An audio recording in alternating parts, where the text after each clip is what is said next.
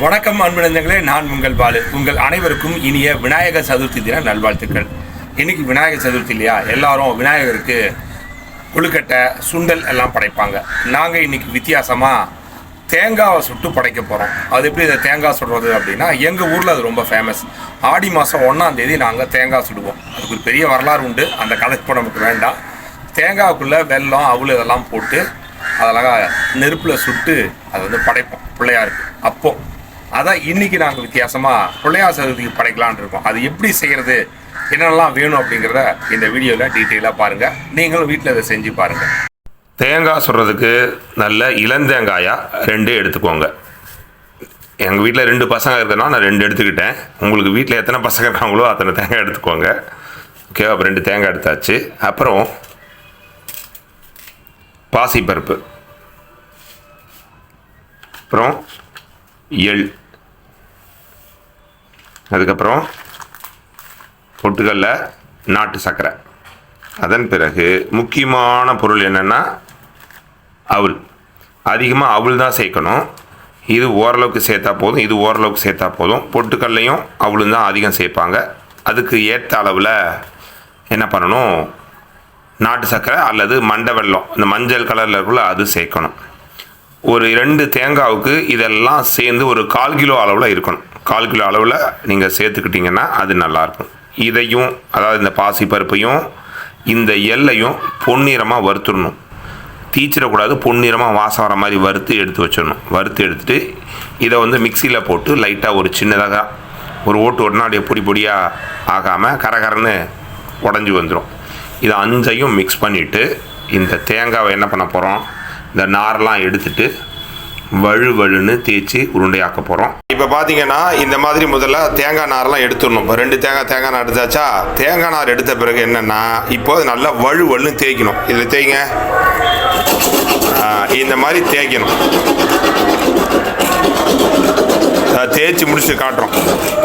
இந்த மாதிரி இப்போது வலுன்னு நல்லா தேய்ச்சி வச்சுக்கணும். இப்போ பார்த்தீங்கன்னா நல்லா வழுன்னு இருக்குது. இந்த பகுதி எல்லாமே நல்லா நீட்டாக தேய்ச்சி வச்சுட்டோம். இதுக்கப்புறம் இதை என்ன பண்ணணும், இந்த இடத்துல ஓட்டை போட்டு இதெல்லாம் வெளியே எடுக்கணும். தண்ணியும் தனியாக எடுத்து வைக்கணும். இப்போது தேங்காய் வந்து ரெடி ஆகிடுச்சு இல்லையா? இப்போ பார்த்தீங்கன்னா பூரணமும் ரெடி பண்ணிட்டோம். இப்போது என்ன பண்ணோம், இந்த தேங்காய் கண் இருக்குல்ல, இதில் ஏதாவது ஒரு கண்ணில் ஓட்டை போடணும். ஓட்டை போட்டு அந்த தண்ணியை கரெக்டாக பத்திரப்படுத்தி வைக்கணும். இப்போது நான் வந்து ஒரு கூரான இதில் வந்து ஓட்டை போடுறேன். பாருங்கள், இந்த இடத்துல ஓட்டை போடுறது தெரிஞ்சிருக்கும் உங்களுக்கு. என்ன பண்ண, இந்த தண்ணியை இதில் நம்ம வடித்து வைக்கணும். இது பொறுமையாக தான் வரும், ஏன்னா அது நம்ம ஓட்டை பெருசாக போடணும். ஓட்டை பெருசாக போட்டால் தான் வரும். தண்ணி என்ன பண்ணணும், எடுத்து வைக்கணும். இந்த தண்ணியை என்ன பண்ணணும்னா, அதுக்கப்புறம் அந்த பூரணத்தை உள்ளே போட்ட பிறகு இந்த தண்ணி இதில் ஊற்றணும். முதல்ல இந்த மாதிரி கூரா ஒரு இதை போட்டு பிறகு என்ன பண்ணணும், இந்த மாதிரி கத்தி எடுத்து அழகாக அப்படி வச்சு இப்படி ரொட்டேட் பண்ணால் கொஞ்சம் வாய் பெருசாகும். அதன் பிறகு மறுபடியும் இந்த மாதிரி விட்டு நல்லா எடுத்துட்டோம்னா இப்போ ஹோல் உங்களுக்கு தெரியும். அதன் பிறகு அந்த தண்ணியை ஈஸியாக வடித்து ஒரு பாத்திரத்தில் வச்சுக்கணும். இந்த தண்ணியை கீழே ஊற்றிடக்கூடாது. இந்த தண்ணி மறுபடியும் நம்ம தேங்காய்க்குள்ளே ஊற்றுவோம்.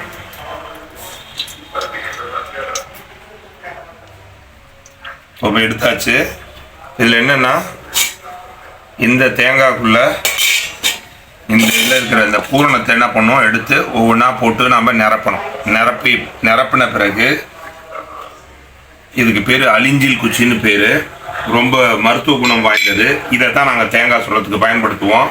இந்த அழிஞ்சில் குச்சி நல்லா இந்த இடத்துல சீவிக்கிட்டு என்ன பண்ணணும், இந்த இடத்துல நல்லா டைட்டாக மூடிடணும். இது நல்லா ஃபுல்லாக போயிடணும்.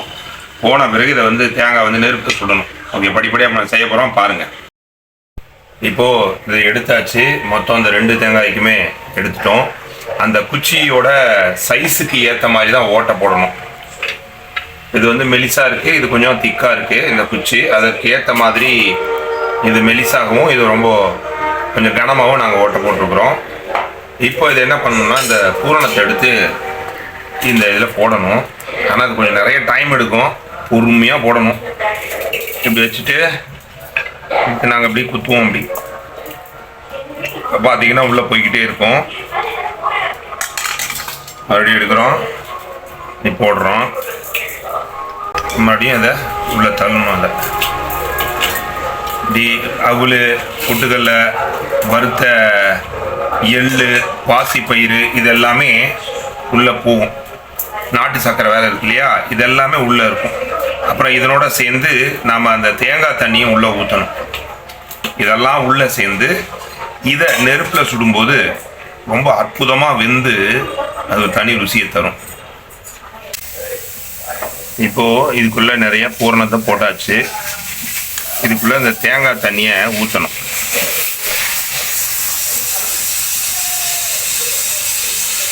பார்த்தீங்கன்னா அது உள்ளே போகும்.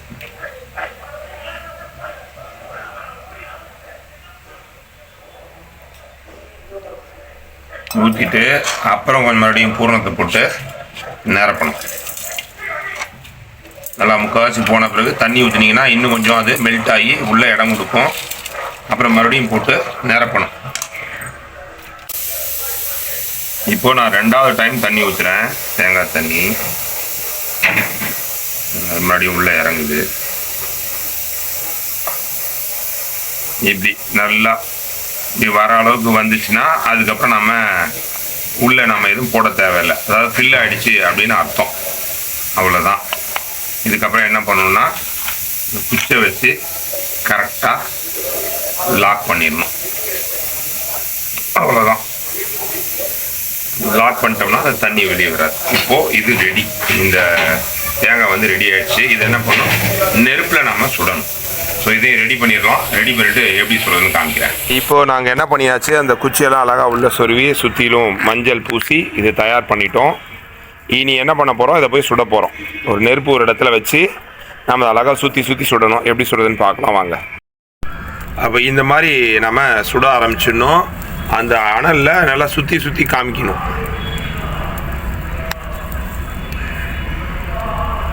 ஸோ இந்த மாதிரி நல்லா சுற்றி காமிக்கணும். அதான் அந்த ஓடு நல்லா கருகும். சுற்றி காமிக்கணும், ஒரு இடத்துல காமிக்காமல். அப்படி பண்ணும்போது என்ன ஆகுனா இது நல்லா வெந்துடும். என் பசங்க 2 பேரும் தேங்காய் சுடுறானுங்க.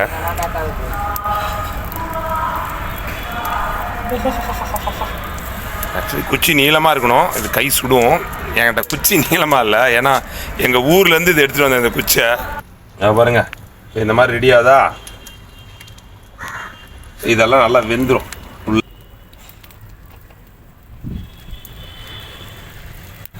இப்படி வெடிச்சிருக்கு பார்த்தீங்களா? இந்த மாதிரி வந்துட்டா இது ரெடி ஆயிடுச்சுன்னு அர்த்தம். அப்புறம் என்ன, படையலுக்கு வந்துட வேண்டியதுதான். இவர் தான் எங்கள் வீட்டு பிள்ளையார். அவருக்கு வேண்டியதெல்லாம் படைச்சாச்சு. பார்த்திங்கன்னா சோளக்கதிர், கொய்யாப்பழம், ஆப்பிள், கரும்புன்னு அதோட நாங்கள் சுட்ட தேங்காவையும் வச்சாச்சு.